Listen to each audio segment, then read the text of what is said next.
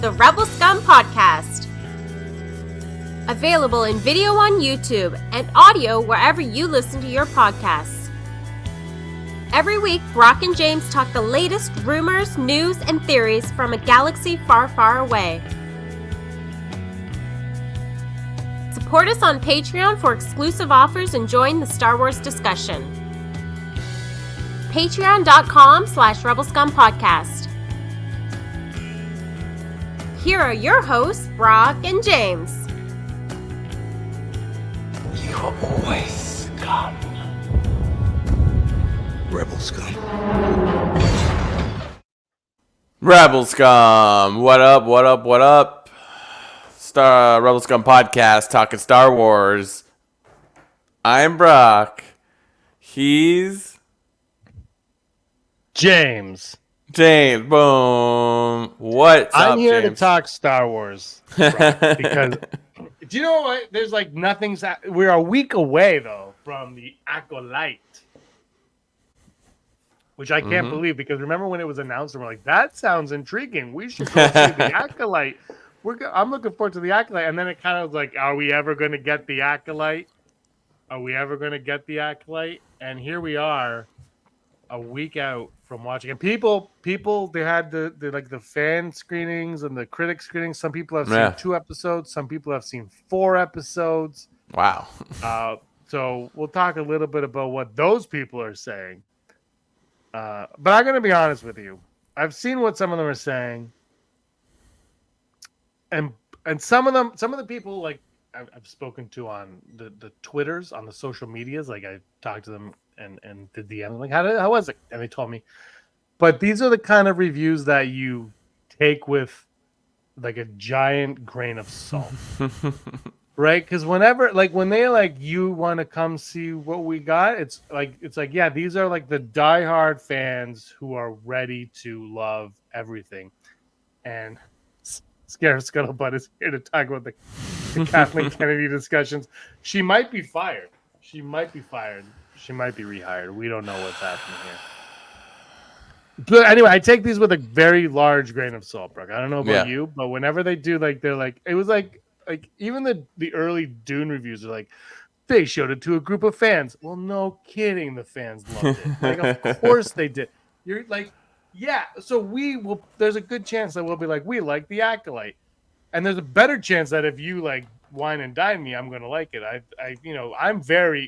look, Brock. You give me free popcorn, I will give you a 5-star rating every day of the week. I will give you a perfect score on Letterboxd for some free popcorn. Absolutely. Free wins every time. I'm just looking at Rotten Tomatoes if they have anything up. No, they have nothing yet, which makes sense. It hasn't come out, but yeah, like, I don't know. I'm excited. And it's like, I know we spent most of the beginning of this year being like, when are they going to show anything for this? When are they going to, or more importantly, when are they going to announce like a date for the release? Mm-hmm. But outside of that, I think like, this one hasn't been delayed. Am I wrong? No. Who knows what's happening? They announced it 4 or 5 years ago. Yeah. So I don't know what the plan was. And then obviously there were strikes and COVID after, before. You know, it was before, because they announced this before Book of Boba Fett was randomly announced that one time, and we are like 2 years removed from the Book of Boba Fett. It's taking a while to get there. But also, they keep, every time I go on YouTube, there's like either a new clip or a new behind the scenes of the Acolyte or a new this or that. And I have officially just stopped. I've just stopped because I'm going to watch it in a week. Yeah. And I feel like how much, like if the episodes are 30 to 40 minutes and you're showing me 30 to 40 minutes and all this, I feel like one of the episodes I might have already seen by now. So I want to just reel it in, stay back. We could talk about what you want to talk about. I'll pretend that I've seen the clips. Jedi robes, lightsaber, cool action. That's how we're doing. KK Rez, we have Mr. Rez asking, is KK here? And KK will be a guest later on in the episode. Can you imagine? She just shows up and she's like, I have not been fired. And then while we're doing it, Robert Iger calls her and fires her on air. On air. Yeah, I believe like the whole mention of Kathleen Kennedy is now that she made some statement that like women directors have it hard in the Star Wars universe, and I'm like, it's like I mean, it's gonna sound so chauvinistic. It's like everybody that works for Star Wars has a hard time because like everyone just hates everything. I'm like, we're still dealing with this, but again, like. Oh, probably because Acolyte's coming out next week and it's directed by a woman. I'm like, oh my God, like just get over it. But no, I mean not Kathleen Kennedy. She's supporting the people that work for her. I get it. That's a good boss. I'm just like, yeah, I don't know. It just with the second someone's like, this said this on Twitter, I'm like, out. I'm out, baby. Like it's just like, oh, on Twitter? Oh, okay, cool. I think Leslie Headland just came out with a quote where she said she knows that people have kind of felt underwhelmed, or I'm paraphrasing big time, from some previous Star Wars. Like she knows that fans have been frustrated and underwhelmed with some of the Star Wars that we've gotten, Right. and she's referring to the Disney era, obviously. And then she says, but she doesn't want any, that she doesn't stand for bigotry or anything like that. And I'm like, the first half, obviously the bigotry part of it, she says makes sense. We all agree, whatever. But the first half I thought was a very smart move on her part. Almost, she's like, I understand what you don't like, and I know I have this. It's almost like she's saying, I have the same complaints about you.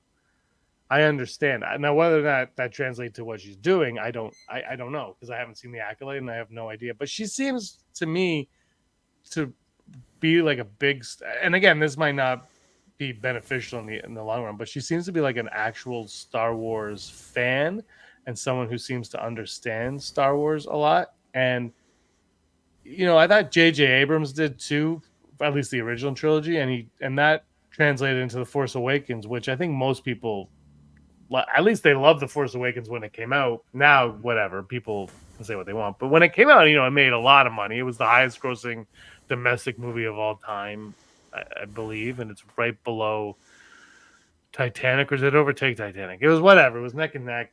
It made a lot of money. People liked The Force Awakens, and he really understood the original trilogy, which is what Disney wanted at the time. And it seems Leslie Headland seems to have her ear to the ground on the High Republic and really seems to appreciate what George Lucas was doing. And that's why I'm really intrigued to see what she does with the Jedi and with their roles in this, and how they're not going to be like.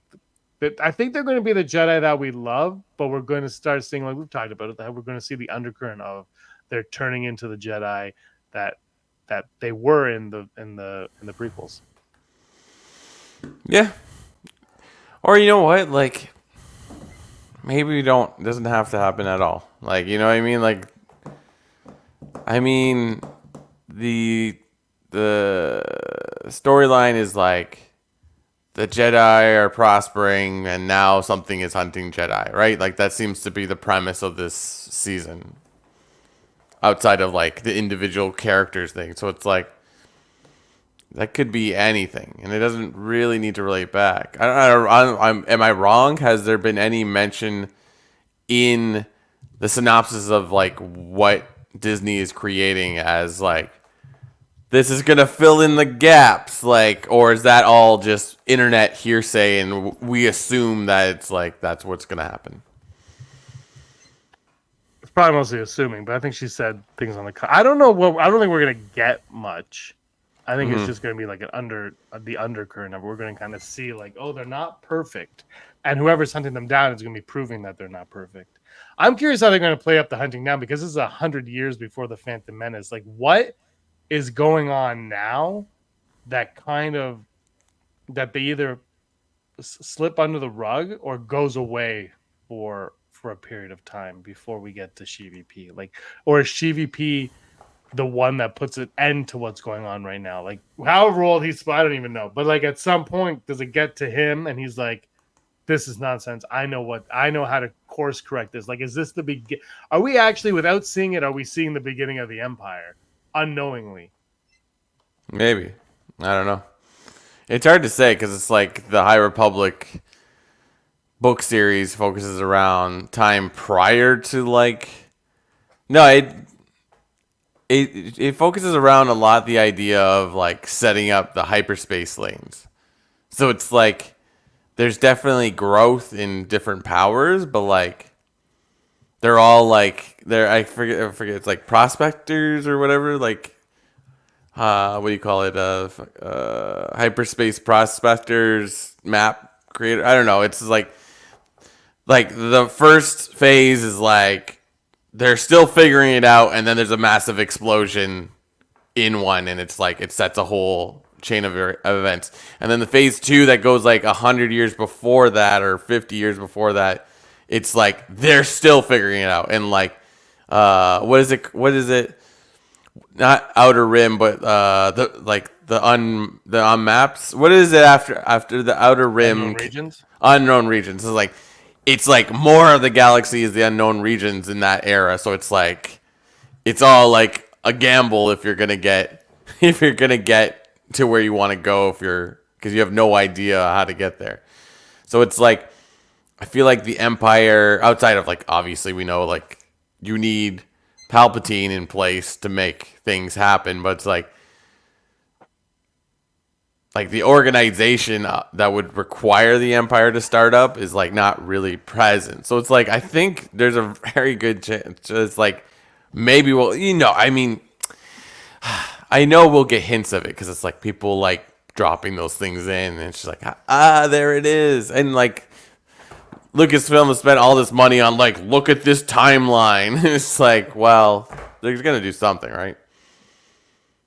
Yeah, no. What I mostly meant though was like, what if what's happening now with whoever's hunting the Jedi never end? Like it doesn't end. It goes on for 100 years. Like there's something going on behind the scenes for 100 years that is building and building and building, and no one knows it's the Empire. But sorry, Rez in the chat. But it's like, but also to counter that point, I really would like this to be a isolated show, in that it is someone is hunting and killing Jedi, and the Empire. Like the bigger picture is not at play at all within what we're watching. Yeah. We watch something small because I know everybody hated Book of Boba Fett, but me, but like, we don't need any more planet destroyers. Like that's real. Like these are like, I don't know. Maybe this sounds cheap, but it's a TV show. Maybe if we make it a little bit smaller, a little bit more intimate, we make it about these people, these characters, and we start to care about characters again. That's something that I think we've lost sight of a little bit. And it is like, have some danger, have some emotion. What is at stake? Oh, Jedi are dying, and I hope the Jedi that dies is an important piece of the Jedi that are on their investigation. Like I hope that there's a connection there, that there's a meaning for what they're doing. I hope that it is someone close to them that died, and they said, "Hey, this is impacting me, and this is about me." But then obviously it's about all the Jedi. But at the heart of it, at the core of it, it's about those people. Yeah, I mean, I feel like all Star Wars stories somehow revolve around like we have to kill the Jedi or we have to take the Jedi's power. It's almost as big as like just being in charge, right? Because it's just like they are like the wild card of the galaxy. Is like they could just make anything happen, right? So it's like, yeah, I don't know. I am very intrigued for the show. I'm looking very much forward to it. The show itself was $180 million budget for this season, I saw that, yeah. Which that's still a lot less than Andor. So I'm not expecting. I mean, I've seen the trailers. It doesn't look as pretty as Andor does, so you can't expect that. But that's still a lot. I still am like, that's wild how much money they spend on these shows. I mean, they're gonna get my $15 a month back for a month, for the 8 weeks, I guess, for 2 months. So they're getting $30 from me, Disney. Congratulations! And in that time, I'm gonna catch up on Bad Batch, and I'm gonna catch up on X-Men, and I'm gonna catch up on a Goofy movie and Oliver and Company. I'm gonna watch those on repeat the whole time I can. But I don't know. Like, it's a lot of money to spend, and I'm hoping there's something good. But I still have not been thrilled with all the stuff that I've seen. But the concept is like more than Andor, more than Mandalorian, more than Boba Fett. The concept is the most intriguing. I said this since I announced it. Of all the things we've gotten, this is the one that like I'm most intrigued by, and I don't know if I have high hopes for it. I don't have hopes for anything anymore. I'm just dead inside. I'm just dead inside. There's no more hopes and dreams for me. But I really am looking forward to watching how this plays out, and if it lives up to that, is a really cool concept. Yeah, I hope so, because it's like the vibe is like they're not chained by anything really in comparison to the rest of the stuff, right? They can just do whatever the hell they want. Yeah. Like even with the books, it's like they're not even really affecting anything to my knowledge. I could be wrong, but it's like yeah. So you know what? I know I'll love watching 2 episodes, but I almost wish they would just space it out, because it's like, just give me 1 episode and like, I'll go. But like, yeah, I get it. I'm Disney Plus is my like go-to for episodic stuff, where I'm excited to watch this thing, right? Like I'm watching Doctor Who now because I've never watched Doctor Who, but like it's a new Doctor, right? And he's from, I always forget his last name, but it's Nchuti, who's also on Sex Education, which is a fantastic show. And he's good. So it's all you need to know is Doctor Who is weird. But anyways, like the last episode that came out last week, episode 5, which is also in X-Men 97, the best episode is episode 5, and it was like this is really good. And it's just like, oh wow. So like it's a life-changing, I don't know, but it's just like I'm all about the episodic. I've said this over every week. It's just like I love waiting for something to happen. So it's like or something to look forward to, rather, obviously. Like, so let's go. I mean, we're not getting movies anytime soon, so yeah. I wonder, and I think I know the answer, but I'm wondering why, they dropped 3 for Andor. They're dropping 2 for this. I still think they should have dropped 2 or 3 for Boba Fett. But like when you drop, we're dropping 2 episodes, and everyone's like, yeah, we're getting 2 episodes. Obviously, there's that hype there. And there's something mentally where they know that people will sit through 2 episodes of the show, but not a movie. But like, why don't they just cut these into one like 60-minute episode? Like, why are they going to be like, guess what? It ended. And I hope it isn't like the Ahsoka episode where someone gets stabbed. Brock, if anyone gets stabbed with a lightsaber and like fine, like 12 hours later, I'm gonna just be like, you know what? Stop with the lightsaber. We need to find something else because this is ridiculous. I just can't. Like, I can't handle that anymore. We've had too many of them. Like, what's the threat? Is there a threat to lightsabers for real? Unless you chop someone. Well, even Darth Maul comes back, so there's no threat to lightsabers anymore. Also, Side Akbar, what do you think of the? It's in the books, but are you a fan of the lightsaber whip? It is what it is. Like, I feel like that's existed for a while, but like it's like it doesn't grab my attention in the books per se. But I think it's a visual thing, right? Like it's. I think my mind will change when I see it in live action. I'm very indifferent. I like the simplicity of the sword, but if it looks cool and it sounds cool, make it sound cool, and you will hook me. If it doesn't sound cool, then I'm not. Scuttlebutt's bringing up the length of the first 2 episodes. They're like 30 minutes each. Again, look, man, everybody hates it, and I am all in on the short episodes. Short, sweet. Let's go. I don't like them when they feel like they just stop. I like do it all at once.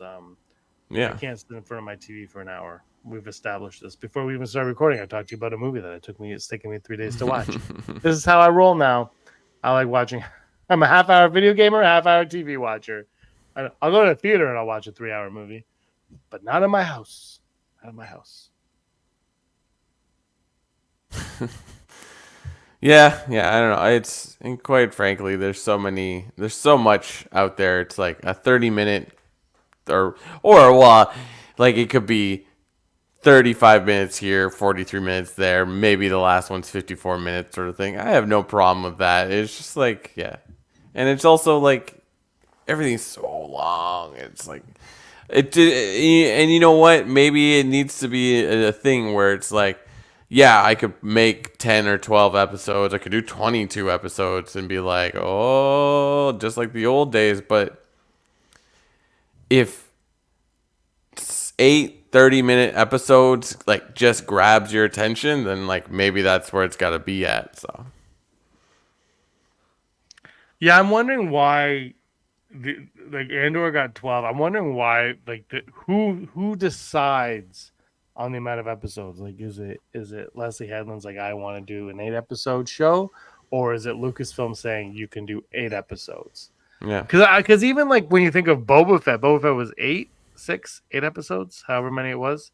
Well, he was only in a minute, like 2 of them. But like even if you look at that, you had to think by then like Favreau had the like he could have he probably could have been like I want to do 55 episodes and they would have said yes, right? Like because he just like he like the Mandalorian was a massive hit for Disney, for Lucasfilm, for Star Wars. It was a much needed hit as well. So I don't know who makes the decision how many episodes. Like if Leslie Headland's like I need 8 episodes, hopefully that's happening. But then you look at Ahsoka. Ahsoka could have used an extra. yeah. I don't even know. It could have used more though to finish the story. So I want to know who's making those decisions. Who's calling the shots on how many episodes that we get. Yeah, it's like, is it a length for story or is it length on budget? Right? It's like you have this much money. You have. I feel like I don't know. I mean, you tell me. It's like is movie making. It's like, is it like this is your budget or here's the window of where we need you to be? It's usually the budget. Yeah, that's a good point about the budget. Maybe they're like, you have $180 million. How many episodes you want to make? I remember like Roadhouse. Remember the Roadhouse, Jake Gyllenhaal Roadhouse? I've never seen it because I don't. Do you remember? It came out like 2 months ago. Yeah, but it's very forgettable. They're making a sequel. But anyway, they had. Did you hear? Because there was a big stink right. They're like, Amazon screwing us. We want to be in the theater, and Amazon was like, And then it came out later. They're like, well, you could have $60 million and be in the theater, or we can give you $80 million and you're on Amazon Prime. And they were like, we want the money. And they took it. And then they complained that they weren't getting theatrical. And like, that wasn't the deal we made. We would put you in the theater because it costs so much money to promote it. Yeah. I wonder how. Yeah, I don't know how the shows don't have to worry about. Like, they can't. Like, you could do any show on Disney Plus with no promotion because you could promote it yourself. We've talked about this. Like Netflix, one thing, like Netflix shows drive me nuts. They're like, there's a new Netflix show, and everybody, it doesn't matter if it's good, everybody's suddenly obsessed with it for at least 3 to 4 days. It's like the obsession. And I'm not talking about like the ones that have been around for a while. I'm talking about like the new show comes out. Everyone's like, have you seen that show? I'm like, I have not seen it. I don't know what you're talking about. And like, who promotes it? Netflix promotes it, right? Because when you log on, they're like, this is what you want to watch. And you 9 times out of 10, you're like, yeah, I guess I do. And instead of searching for 4 hours to find what you want to watch, you're watching the crap that they're shoving in your face. Whether it's good or not, you're going to watch it. Yeah, I don't know. I watched the Butterflies in the Sky, the Reading Rainbow documentary last night. I'm like, perfect. So it's like I didn't even know that was a thing. It came out like last week. I was like, oh. I have never seen Reading Rainbow. A piece of you died 30 years ago.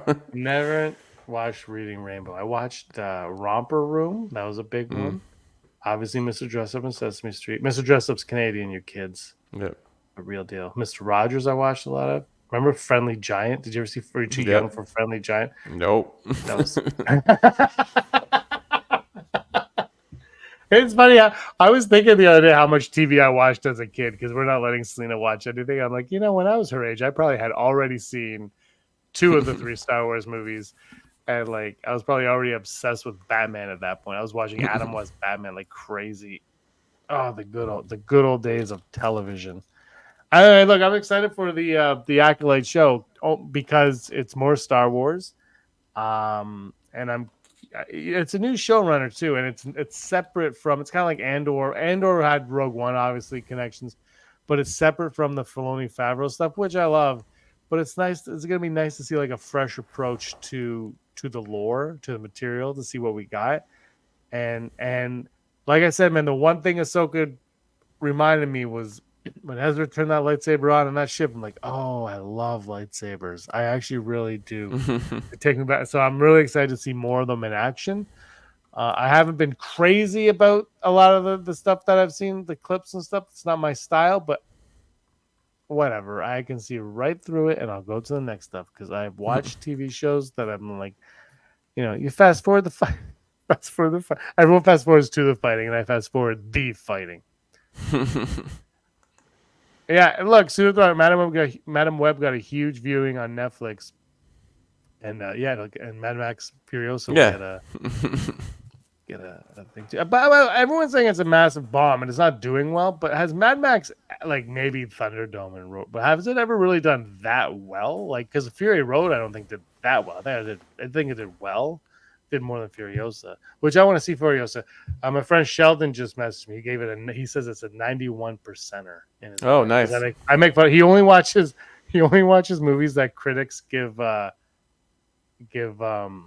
passes on 70% or higher. And I'm like, but then you're missing out. He's like, no, and I'm like, I don't know. And his son hated Furiosa. But he said it was a 90. He said it's 90% a critic score, and he's like, I give it a 91. And Scuttlebutt is on your page with Madam Web, not as bad as reported, is what he's saying about Madam Web. I haven't seen Madam Web yet, but Morbius I didn't think it was as bad as people made it out to be either. I didn't think it was necessarily good, but it wasn't. Morbius isn't atrocious. Like it's watchable, and you're just like, it is what it is. Yeah, Madam Web's just like, what is this movie? You're like, this is a movie, kind of. Like, it's just sort of like, and then you're like, did they rickroll us in the trailer? I'm like, wow, impressive. Like, imagine truly. You go in the theater and it's just Rick Astley's music video for 2 hours on a loop. That would be amazing. Honestly, if you watch that movie and then remember seeing the trailer and being like, and then watch the movie and you're like, never gonna give, never give a gift, never gonna give you up. Like, truly, it's just like, interesting. And it's just like, I know it's a bomb, but like, if people are talking about it, it doesn't mean money necessarily, but like, I don't know, man. It's very odd. I will say this about Madam Web is it is a less of a failure than Argyle. Argyle, I'm still trying to. I know you like. I'm not bashing the movie itself, but I'm bashing the fact that somebody gave $200 million for a movie in this day and age like that, and no one's talking about how bad it did. They're talking about how bad Madam Web did, which Madam Web, I don't think it probably didn't make its marketing budget back, although it had no marketing. Like it's not, I don't think it lost that much money in comparison to some other. I bet you it turned more of a profit than Solo did, and I love Solo. Yeah, I don't know. What is its budget, Madam Web? I think it was 80, and it made like 100. Yeah, so winner, chicken dinner. I mean, and now it's number one. Not on necessarily, but like, yeah. No, because it probably lost money because the marketing was probably like 50 or whatever. Yeah. Although there was like one trailer, and it was. Yeah. I don't make these things out. It's like these movies. They're like, they're not making any money, and I think the Mando Grogu movie is going to have a modest budget for Star Wars, and I think that's brilliant because people aren't. Because I think there's two things. I think they recognize that a lot of people are going to say, why am I going to see this when I can watch these guys on my TV at home? Like, I'm giving you money every month to watch these. Why am I going to the theater? But the other thing, too, is I think they know people are going to, like, we're going to go see it. Star Wars fans are going to go see this movie. So I think it's going to, I don't know, if it's really good, it might break the bank. And if it's okay, I think it's going to turn a profit because there's not spending too much money on it and people are going to want to watch it. And then I think it's going to crush on Disney Plus. Yeah. Probably. Like, I don't know. I don't know what to say anymore. It's just like, cool, whatevs. I try Did you to see the Fall Guy? ingest. No, not yet. You tried to ingest what? I try to ingest as much content as I possibly can, but just like, there is a limit, especially at my age. It's like, I don't have enough time to do all that. Yes. Time is a well. I was talking to Rob Darth Ward. I'm like, there's too many shows, man. Like, and I don't mean that like there's too many shows like a grumpy old man. I mean like there's literally Yeah. too many shows to watch. When Erin Yep. was pregnant, she started watching this show. How was it called? It was what was it called? Queens of the South. It was called, and it was on for 5 seasons. And by the time she started watching it, it had already been off for like a couple years. I'm like, that's like 7 or so years, and like never. And I've never even heard of the show. Maybe it Yeah. wasn't available in Canada. I don't know. But like, and the thing is, then she has like another show she finds. I'm like, what's this? She goes, I don't know, but there's 7 seasons. I'm like, there's just with Netflix and all the other streamers and cable, it's like there's so much to consume that no wonder there's no more Friends or Seinfeld or ER anymore. You know, it's like really like it's a lot harder to catch people. I think Netflix is the best at it because they shove it in your face and they're like, you're gonna like it, and you're like, okay, Netflix. I like, and the thing with Netflix is I think their track record, not for movies but for shows, is pretty good. So if you see a show on Netflix, you're like, I'll give it a chance because the last couple I watched were pretty good or whatever. So but it's tough to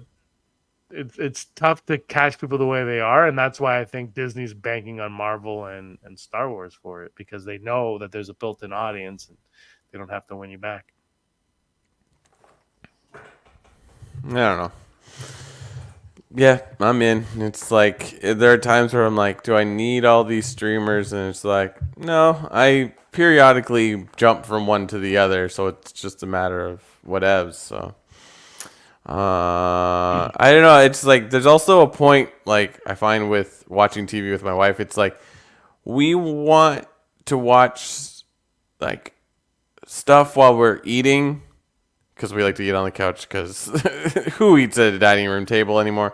But it's just like when you're eating, you kind of just want to watch something that doesn't require a lot of attention, if that makes sense. So it's like we watch Seinfeld now, and we rewatched all of New Girl. It's like that's a big chunk of your time that goes away to old content. So I don't know. It's interesting.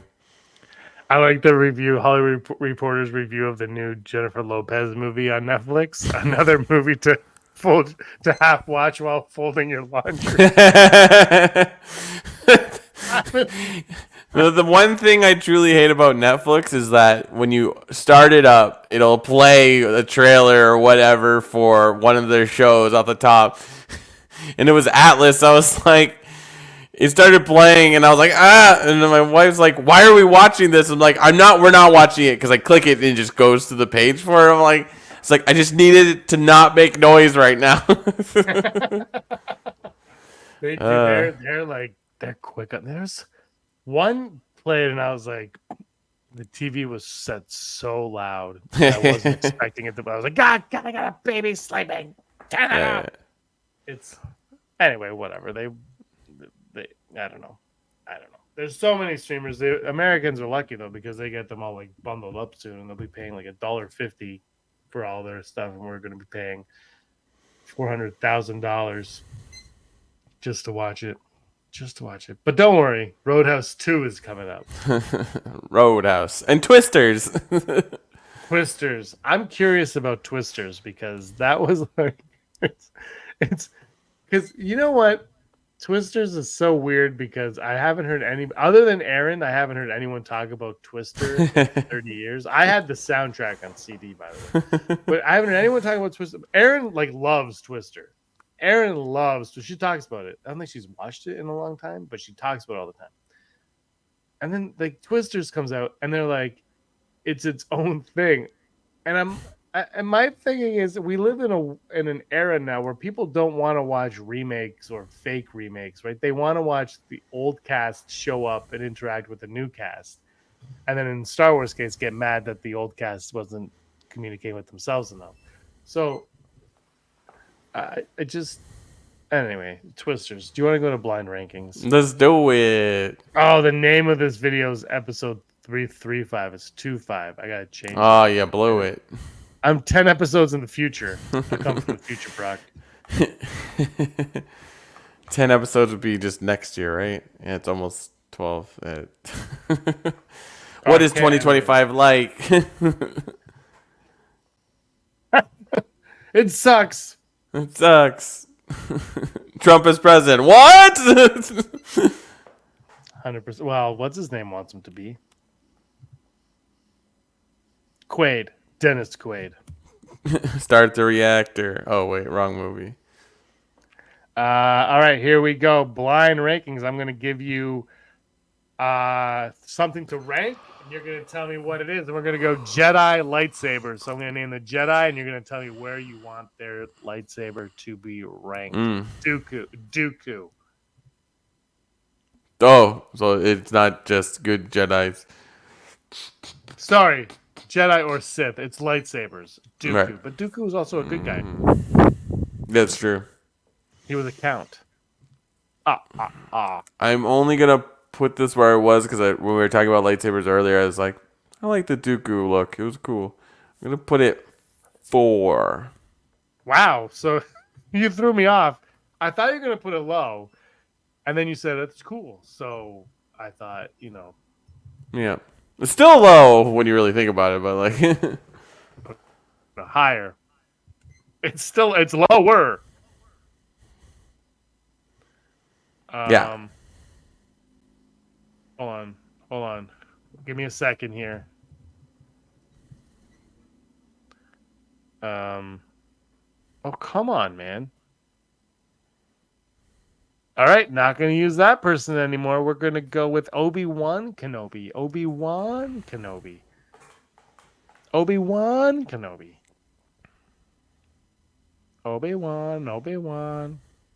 what color is his lightsaber? Blue? Yeah, because they only had blue. Well, since I cannot remember, I'm just going to go 5 on that one. I was like, Obi. Oh, my computer just...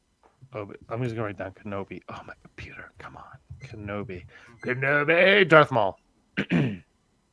Oof. Gonna take a chance and put it at number 1. You're going to regret that, buddy.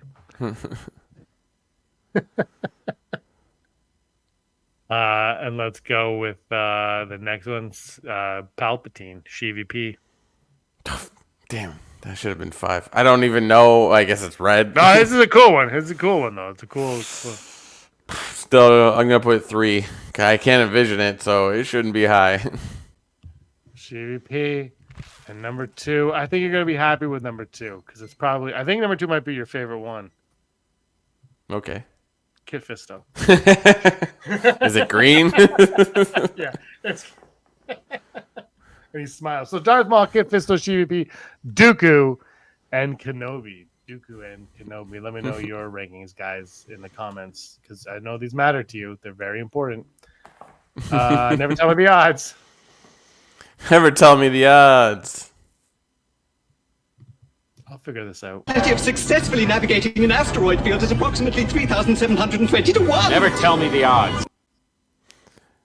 Never tell me the odds. Brought to you, me, and everyone by patreon.com/rebel Scum podcast. I tripped up on like Patreon.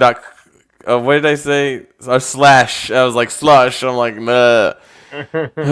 Come and support all our tongue-tied flubs and just do it because we're awesome. Star Wars, we like talking about Star Wars. So your support always is helpful. So head on down to patreon.com/Rebel Scum podcast and become one of the many few that we thank every episode because they think we're the cat's pajamas. And those people are Heidi Feder, executive producer, Barry Brophy, Dennis Allen, Randy Kenobi, Mary Kristen Aton, Dale Erdman, Phil Standenforth, Rez, Scott D, Josh Price, Matt W, Frank Perkins, Neil Lowry, Cosmic Girl 02, Gleek Play 1, Den of Nerds, Disney, Desi, Charlotte, Ron Pasek, and Jeff Wilson. Oh yeah. I'm pretty good at reading. Pretty good. Pretty amazing at reading things. Thank you so much for all of your support. These odds are in your honor. The Acolyte first season finale will have a post-credit scene, Brock. The odds of the Acolyte season finale having a post-credit scene. Just trying to remember the last time we got one. I don't think that was really prevalent in the last few Star Wars things. I'm gonna go 75%.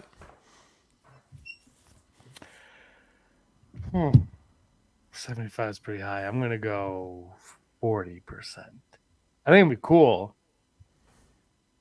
But unless they're like, remember when Mandalorian season 1 ended and like the day of the finale, Favreau posted the Gamorrean Guard and it was like season 2 is being shot. Oh yeah. And unless it's something like that, I don't want anything to lead me to season 2. Like unless they're like if they're in pre-production, I'm okay with it, right? Like as long as they're far enough along that it's gonna happen, I don't want it. But I'm gonna go 40% on that one. Nice. Next up, the main and antagonist in the Acolyte will not die. The baddie will survive, or maybe not the baddie, just the antagonist will survive season 1 at least. I'm gonna go full Brock on this one because it's like it makes sense to not do it and be like, why not? Unless they have no desire to make a second season. I don't know. Well, they said that there is plans for a second season. Oh, perfect. Whether they happen, we don't know. Yeah. I'm gonna go 63%. I'm gonna go 63% because, like, I don't know. If you're planning on more, you don't kill the character off. However, that being said, there has to be a conclusion to that character in season 1. Like something like it's kind of like, Vader in A New Hope. Gets blasted away, not dead, but could be if they don't make another one. Vader just died in space. Yeah, So exactly. It could be something like that. I'm okay with something like that, but don't stab the bad guy with a lightsaber, though. Yeah. And if you do, leave him dead. And the final odd today, the Acolyte will have no connections to other Star Wars films or shows. It's not going to connect at all to anything we have ever seen. Not obviously the books it's connecting to, right? The High Republic comics, but film or TV out of the question.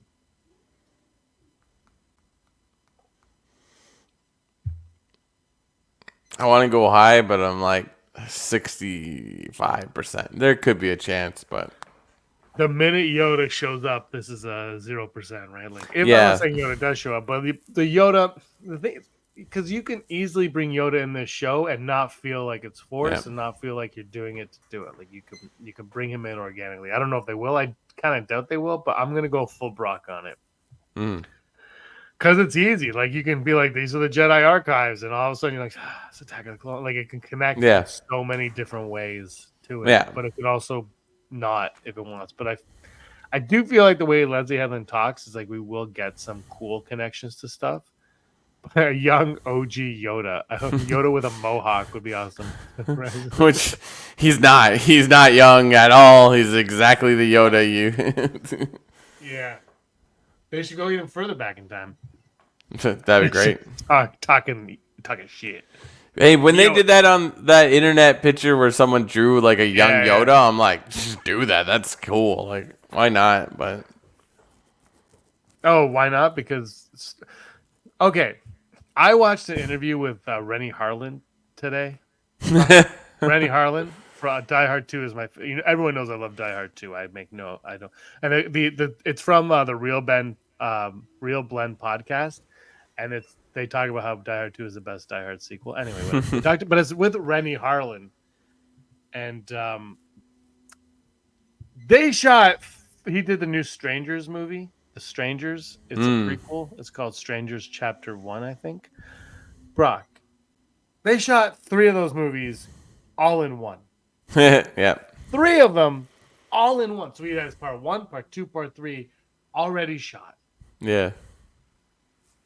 It just made me go, what's happening with Star Wars? Like, why can't we get it together where we could do this with Star Wars? I don't get it. Like, Rennie Harlan was given the keys to the stranger. Like, it blows my mind. It blows my mind that, like, because that Yoda idea is there. Like, there are things that are there for the taking. Yeah. Do it. Yeah. Just do it. It just blows my mind. I don't know. I don't get it. Oh, we got Mrs. Rez's Younger Brock show is what we're going to get. The Younger Brock show. Young It could be called Sheldon. Young Brock. Like Young Rock. I've never seen it. Young Rock. Anyway, those are our odds. Let us know what your odds are in the comments below. Top 5. Top 5. I feel like we need like a theme music for top 5 or something. Da, da, da, da, da, da. I don't even remember what the thing. Nice. I was like, what is top 5 today? Top 5 Yoda moments. Speaking of Yoda, top 5 Yoda moments from anything you want. Could be Anything I want? Oh. anything you want. My number 5 is this is a weird one, but it's in the Attack of the Clones when he hears Qui-Gon go, Anakin, no. Yeah. That's it. Because he heard Anakin. That's a big moment for me. My number 5 is gonna be the time they did that lip reading of Star Wars films, and it's the Yoda Seagull Stop Them Now video, because it's just a lot of Yoda, but you're like, there's some insanity when you really slow down the puppeteering. Yeah, it's pretty fantastic. Yeah. My number 4 is the luminous beings from Last Jedi. When he shows up in the Last Jedi, that was a great moment, and I kind of hope that's the last time we see him chronologically in Star Wars. I hope that's where his character ends. I don't mind seeing him in the past, but I don't want to see him go any further. I like it there, so that's my number 4. That's my number 4 as well. I was just like, that's a good part of that movie. I'm like, yeah, it's just like, you don't have Luke just walking around in the dark and he's like, hey, oh, hey, dummy, like, what are you doing? Calm down. So I love that scene. I like that scene. I love the in the Falcon when he plays I like those moments. My number 3 is when he faces off against Dooku in Attack of the Clones, because they built their whole marketing campaign after that. After the critics went after that movie, that was their whole marketing game. Huda Man, Yoda Man. I'm gonna make that my number 3 as well, because it's just like, it just looks good, and it's just like, yeah, like, he's one of the most powerful Jedi. He's small, but like, if he has the Force, why can't he throw himself around? Like, I'm just like, yeah, and they're like, that's why he's still alive. It's like, right. Yeah, because he's, and you know what? Because of what we got from the original trilogy, it's almost like that is earned. Like, you're allowed to do that because of what you just said, right? Like, okay, let's show you how awesome he was. My number 2 is in Empire Strikes Back when he's like throwing the food and everything out of him. Yeah. I love that. I don't care what anyone says. That's should be my number 1, but it's my number 2. Like when he eats that hot dog, it's so good. Yeah. Why does he have a hot dog? It's like a Slim Jim like dried meat thing. Yeah, something like that. Yeah. I was same sort of thing, but like a more laser specific. I like when he hits R2 with his stick. He's like, "Get out of here! That's mine." I'm like, just like the whole charade he puts on is like, "I'm a crazy hermit, or am I?" Which is exactly what you predicted Luke would be in The Last Jedi. Like, while we started this podcast, you're like, "What if Luke is pretending to be crazy? We could roll the tape." I don't have it. And my number 1 is in Empire Strikes Back again when he lifts the X-Wing. Oh, that's a good one. Out of the water. When he lifts the X-Wing out of the water. That is why you fail. Oh. I don't have a number 1. Good relations with the Wookiees. Good, yeah. Luke. What?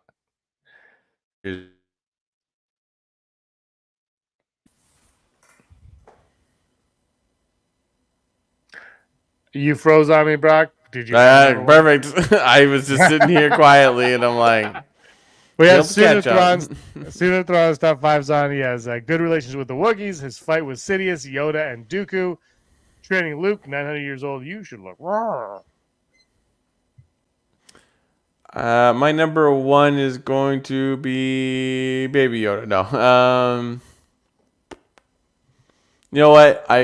You said it already, but we basically have had the same list. I like the part at the end of Last Jedi, Rise of Skywalker. Oh no, wait, you did not say this. I like hearing his voice in Rise of Skywalker when Rey is facing off against Palpatine. It's a whole bunch of voices, but it's just like, that's cool. Like, I think that's what Yoda exists as. He's just like a part of the living force where you're just like, right. So. Oh. Big fan of Yoda. Everyone's a big fan of Yoda, though, right? Like, Yoda's like, what a brilliant, brilliant creation by Lucas was Yoda. Just a genius. I watched an interview recently. Someone tweeted it out, and I watched it. And he was explaining why he came up with Yoda, and it was because of the something with Alec Guinness, where he was like, originally he didn't die. Obi-Wan didn't die at the beginning, but then he ended up needing him to die, and then he was like, so he had to create the character to train Luke because it couldn't be Obi-Wan because Obi-Wan just kind of sad. So that's why he came up with you. I was like, that's how you retcon yourself. But everything was planned, Brock. Everything was planned for a millennia with George Lucas. Everyone forgets that he made things up as he went along because that's what you do. That's what you do.